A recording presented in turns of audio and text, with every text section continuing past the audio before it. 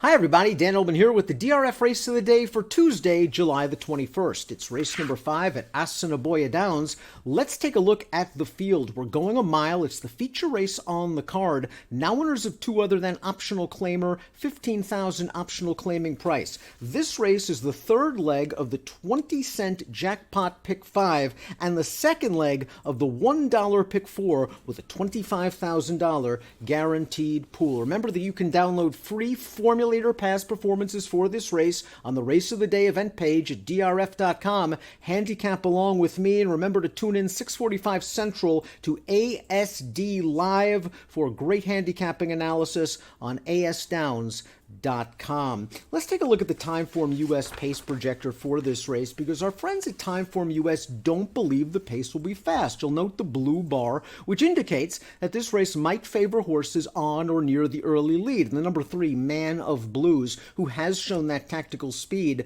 this horse can be close to the pace, and that would be a big advantage for Man of Blues. The 2, Commander McDivitt, showed speed last time out. That also a powerful asset for Commander McDivitt. But I also wonder if the number 5 in here is going to show a bit more speed than Timeform US gives him credit for. That's Percibility, who is stretching out off short sprints, races where he was close to the pace. I think Percibility can get close up to this pace, and that might make this pace situation a little bit more fair for everybody involved, especially the deep closers. The number 1 in here is Life's Been Good So Far, and Life's Been Good So Far has run some good races on dirt back in Hawthorne in 2019. He just missed when given a fast-paced scenario 2 starts back here on June the 21st. That was a 6-furlong race. He saved ground, altered course to split rivals, turning into the stretch, and he was second best. Now, his most recent race was not as good. He was claimed out of that performance.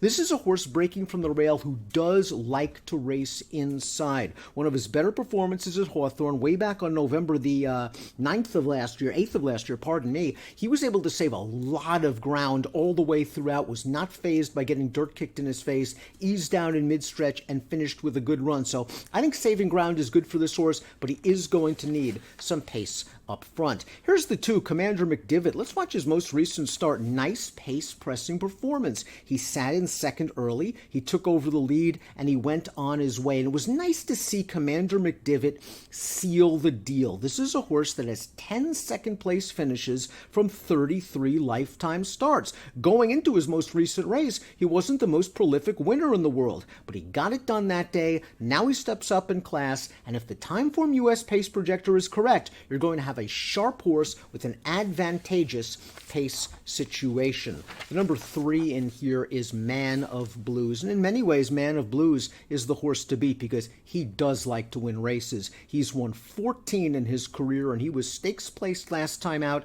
in the R.J. Spears. Let's watch that race. 7.5 furlongs. He's tracking in second. He goes after this leader into the stretch, and he's going to end up finishing second to the favorite. All in all, a good performance with a 67 Beyer speed figure.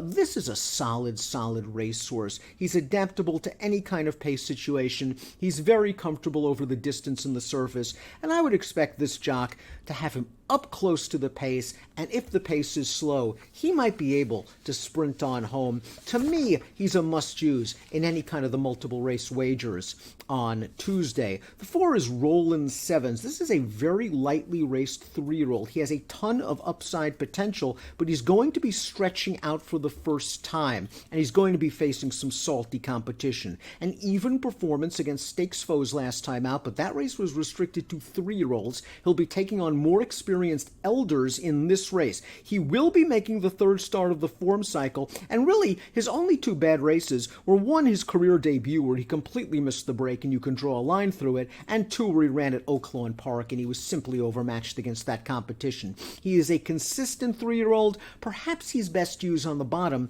of single race exotics. The key to this race, in my opinion, is our next runner, the number 5, Percibility, 3-1 on the morning line. Percibility ran second in his most recent start on sloppy going. Let's watch that race. He went 5.5 furlongs. He tracked the pace on the outside. He went after the leader on the turn, and he tried hard to finish second best that day.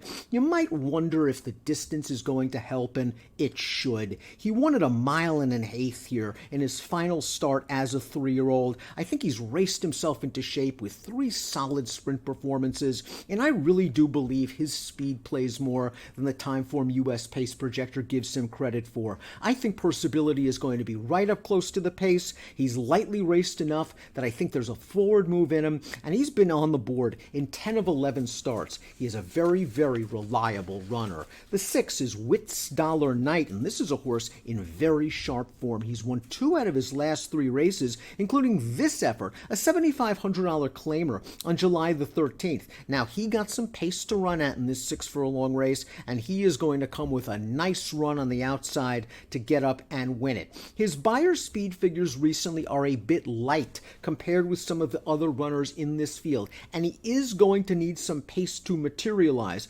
But the last time he went long, at 1.70 race at Fonner Park, he won by the length of the stretch, so don't be concerned about him stretching out in distance. Completing the field is the 7, Be My Macho Man, and Be My Macho Man's up against it a little bit. While this horse was multiple stakes placed as a 2-year-old last year, his 2 starts this year, they just don't show a lot of punch. Seasonal debut, last beaten 22 lengths, a little bit better last time out, going 6. Now he stretches out for the first time against, again, some tough, experienced horses. He's a well-bred horse. He has some upside, but this spot might be just a little bit too tough. We take a look at my top selections for this race, and I'm going to go with the 5, Percibility, as my top pick. I think he's going to handle the stretch out. I think he is going to get up close to the pace, and I also want to use the horse that they all might have to beat, the number 3, Man of Blues, in multiple race wagers. Those are my 2 major picks. 5-3 in the Tuesday race of the day with an approximate post time of 9:35 Central. Best of luck.